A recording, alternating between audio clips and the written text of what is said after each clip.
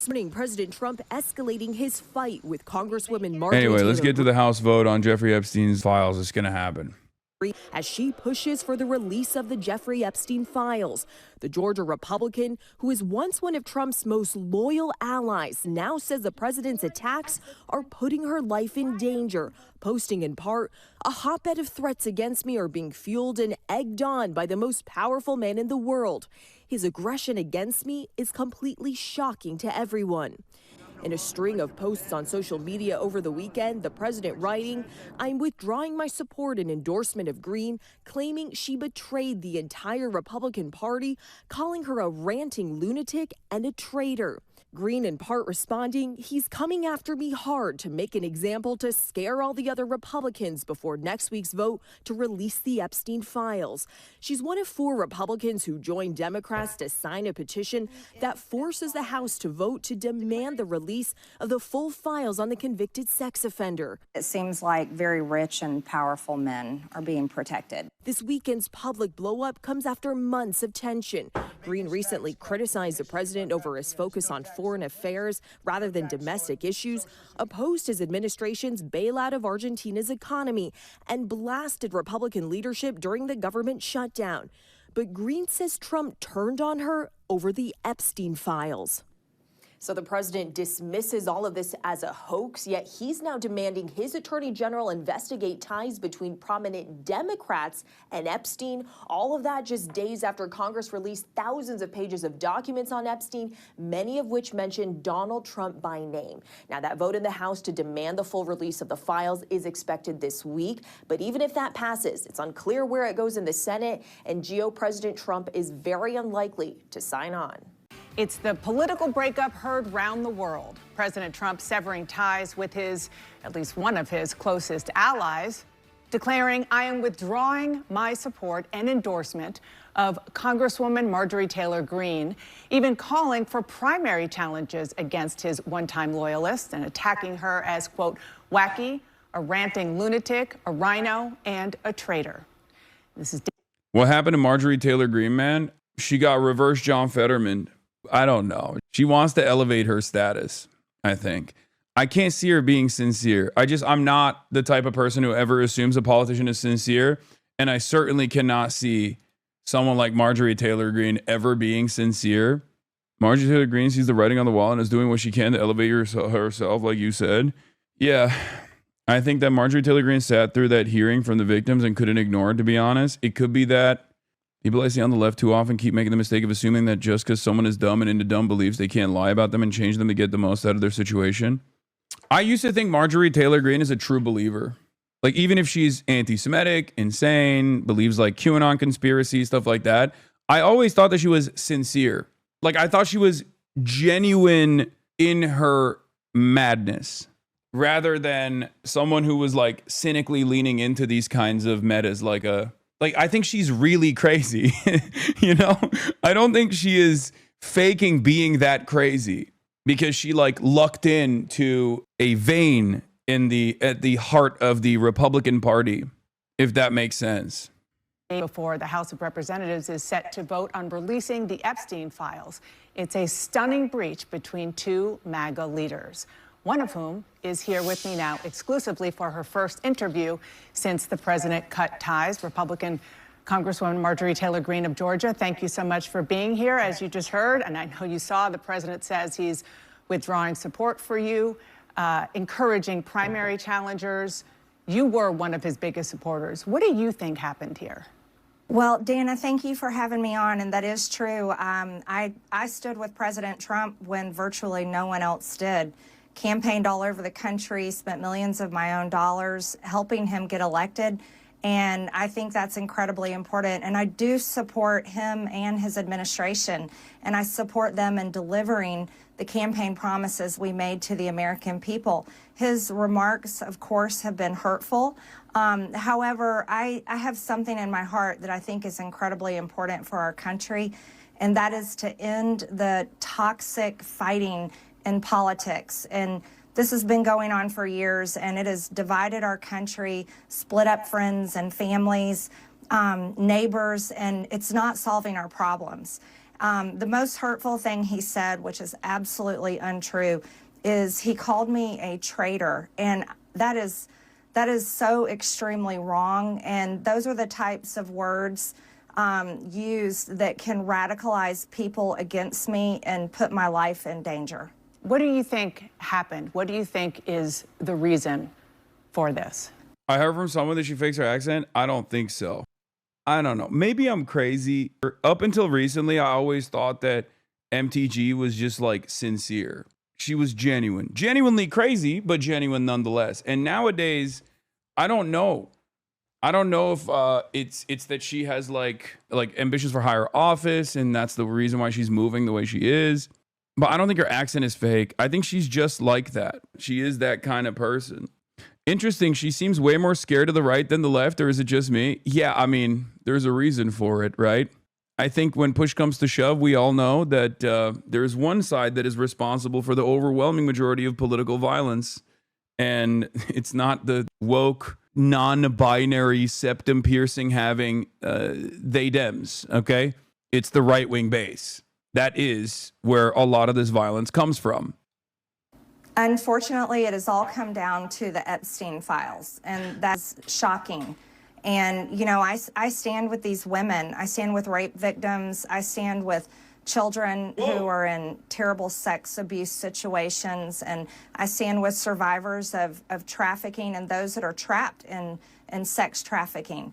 And I will not apologize for that. I believe the country deserves transparency in these files. And I don't believe that rich, powerful people should be protected if they have done anything wrong. And so I'm standing with the women, and I will continue to do my small part to get the files released. You said on X yesterday, quote, "It's astonishing really how hard he's fighting to stop the Epstein files from coming out, and that it really makes you wonder what is in those files." Are you suggesting there's something in the Epstein files that President Trump does not want Americans to see? Well, I think that's the part that has so many people confused, is that the women themselves that I have talked to have over and over again said that Donald Trump did nothing wrong. Quite a few of them even told me they voted for him. And those are the women I would like to see in the Oval Office with support. I would like to see all of the women there with support. I have no idea what's in the files. I can't even guess, but that is the questions everyone is asking, is why fight this so hard? Well, before this blow up, you sort of alluded to this just now. You said you were confident the president wouldn't be implicated. Are you still confident of that? I'm listening to the women. Those are the ones that are saying that he did nothing wrong. Virginia Giuffre even said under oath that Donald Trump did nothing wrong, and she wrote it in her book. So I'm continuing to listen to the women, and I think their voices should be the loudest. The president said the reason that you have been critical of him is not necessarily Epstein, but because he pushed you not to run for the Senate or for governor in Georgia. Marjorie Taylor Greene is just the biggest grifter ever, right? I think she's a grifter in the way that she's operating right now. Marjorie Taylor Greene is an insane person, and insane people are sincere. I think we need to use the words correctly here. We need to use the terminology correctly here. I am of the mindset that Marjorie Taylor Greene is more an insane person than she is like grifting. I don't know if this is a moment of a crisis of conscience in a weird, twisted way where she like actually does believe the QAnon stuff and then goes, oh my God, this is the real QAnon situation that I knew was real, you know, and therefore I have to speak out against it, or because she wanted to run for Senate, as AOC said, and then found herself being sidelined by the administration and wanted to like pivot. Here's some tea for you.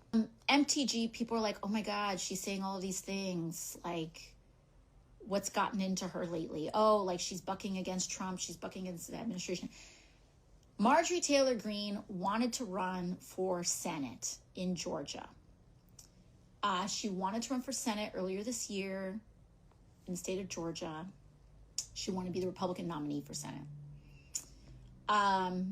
So she was gearing up for that statewide race, and Trump told her no. Trump said no. And the White House and Trump land shut down Marjorie Taylor Greene's personal ambitions to run for Senate.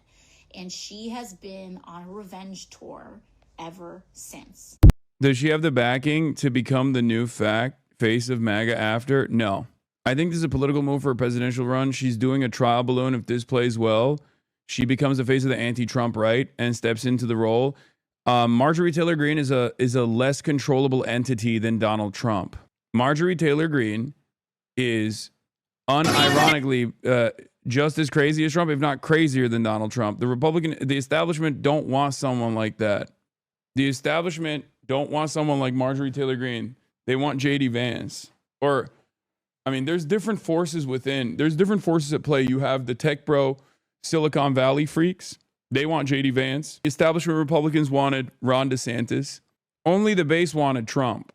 Do I think Marjorie Taylor Greene is capable of capturing the attention of the MAGA base in the way that Donald Trump was able to? No. I think there's a reason why I keep repeating this over and over again. The only man in the right. So how the fuck are you saying she's sincere? No, I'm saying throughout her career, I think Marjorie Taylor Greene has been so insane that she is genuine in her insanity.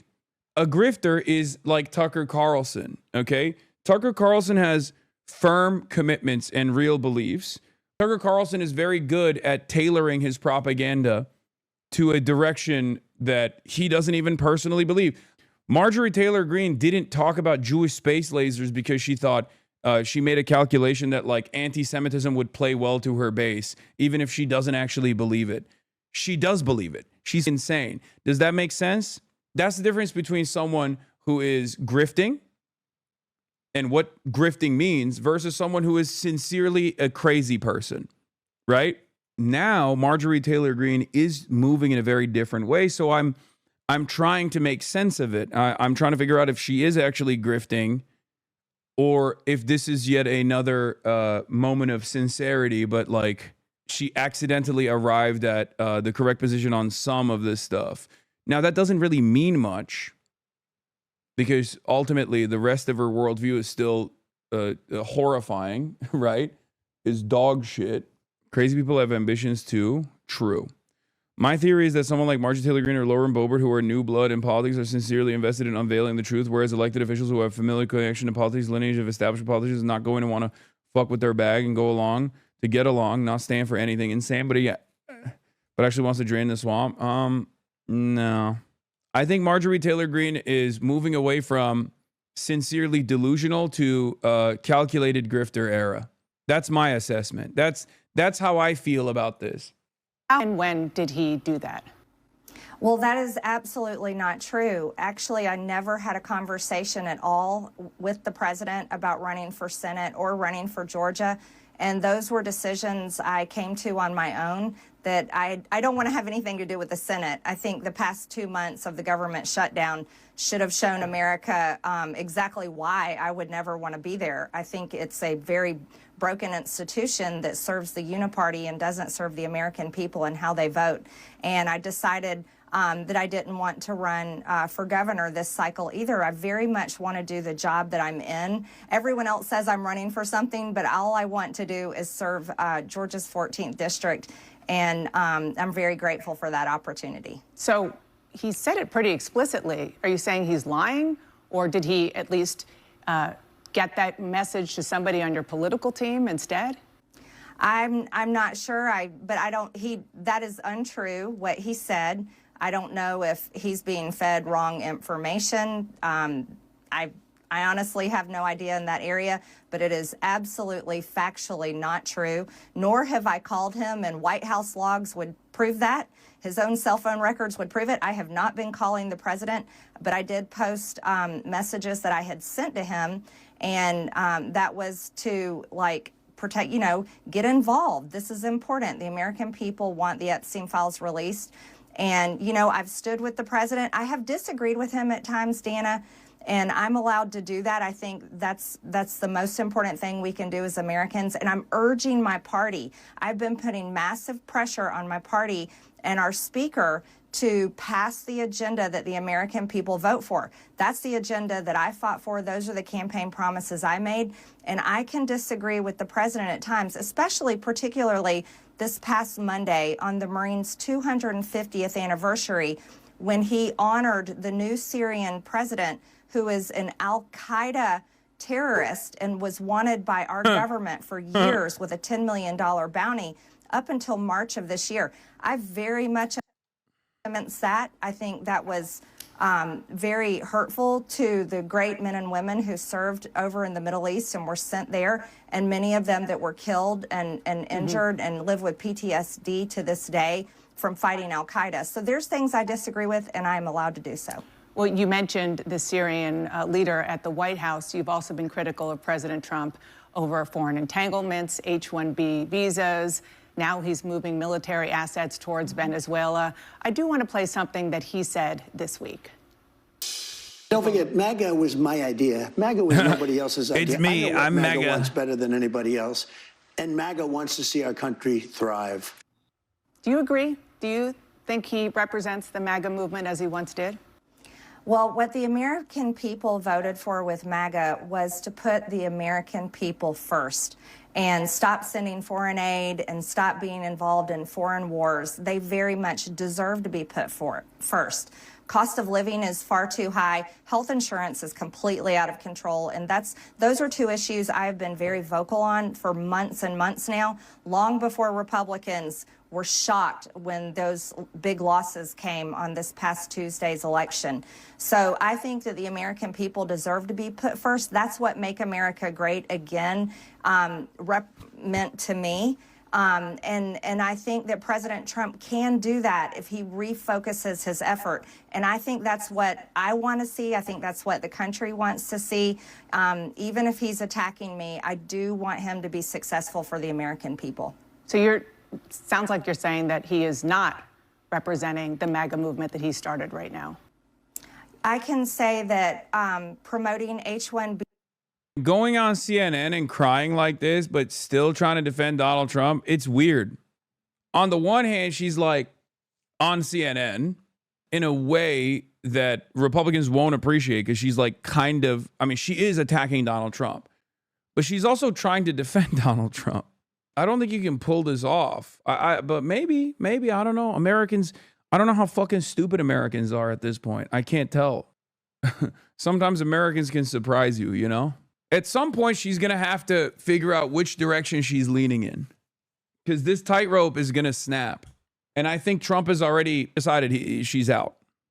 Visas to replace American jobs, bringing in 600,000 Chinese students to replace American students' opportunities in American colleges and universities. Those are not America First positions. Subscribe to the Piker Broadcasting Service. Continuing to really travel all over the world doesn't help Americans back at home. I really, and I said this to him, and I will say it out loud, I would love to see Air Force One be parked and stay home, and there be nothing but a constant focus in the White House on a domestic agenda that helps the American people once and for all. Congresswoman, you posted on X that President Trump is, with his comments, fueling a, quote, hotbed of threats against you.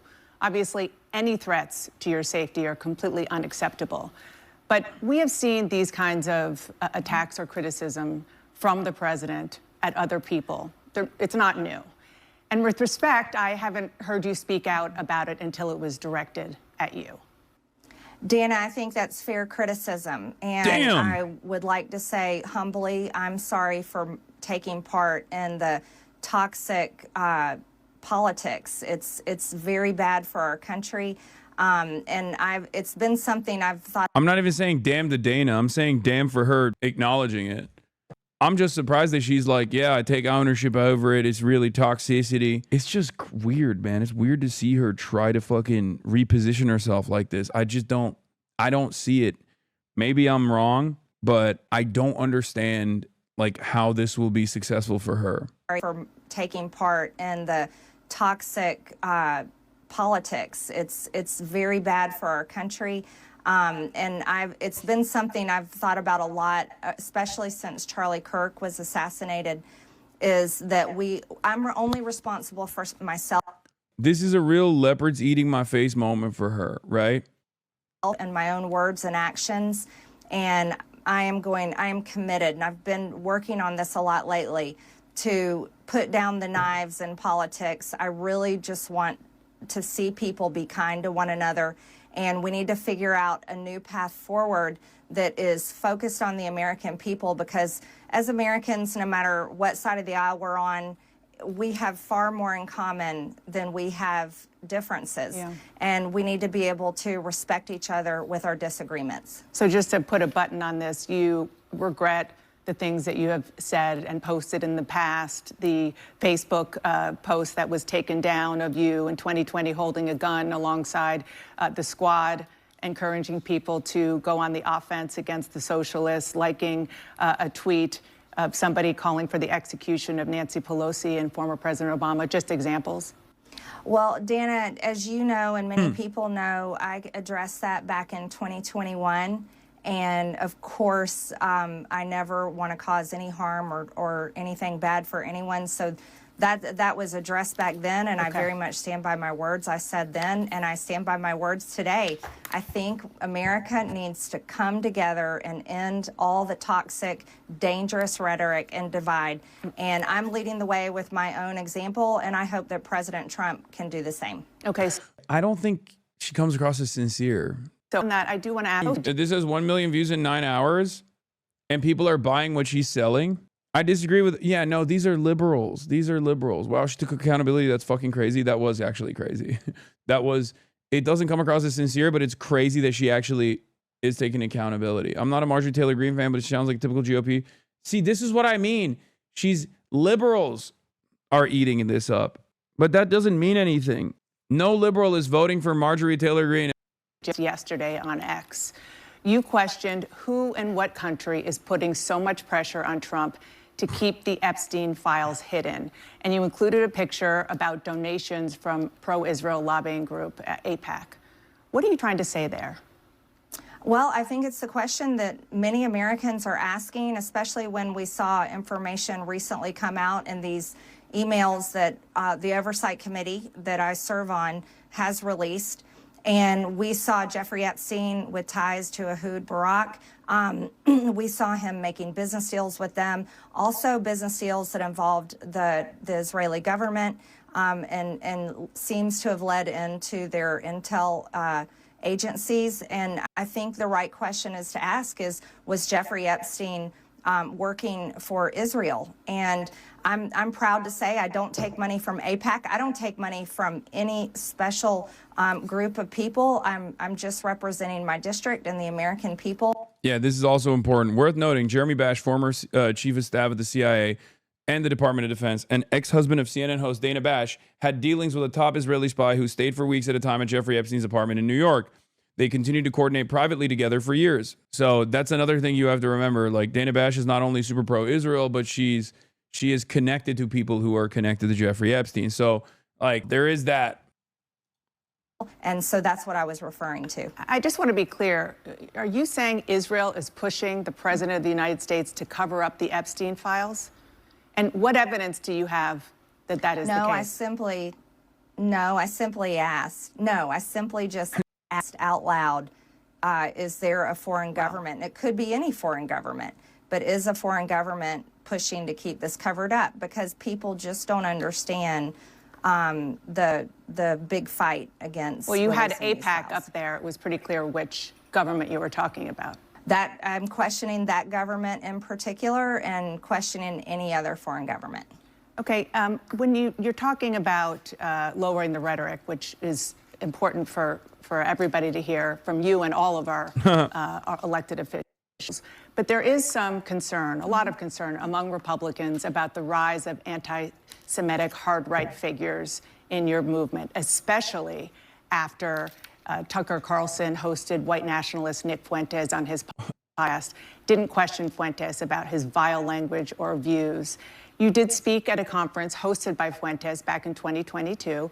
You were criticized, and you said then that you didn't know about his views. Well, Fuentes talked to Carlson about that in the interview. Listen to what he said. Well, again, with Marjorie, I was a friend of hers, and she spoke at my conference, and then the day after, she pretended like she didn't know me. She pretended like she didn't know me and lied and said I had no idea the conference I was speaking at. She knew exactly what it was. What do you say to that? Well, first of all, I defend every single person's free speech rights. I think that's incredibly important. So I don't apologize for that, and I don't believe in canceling people. And I think it's important for people like Tucker Carlson and yourself to interview everyone. I don't believe in trying to cancel someone by refusing to interview them and question them.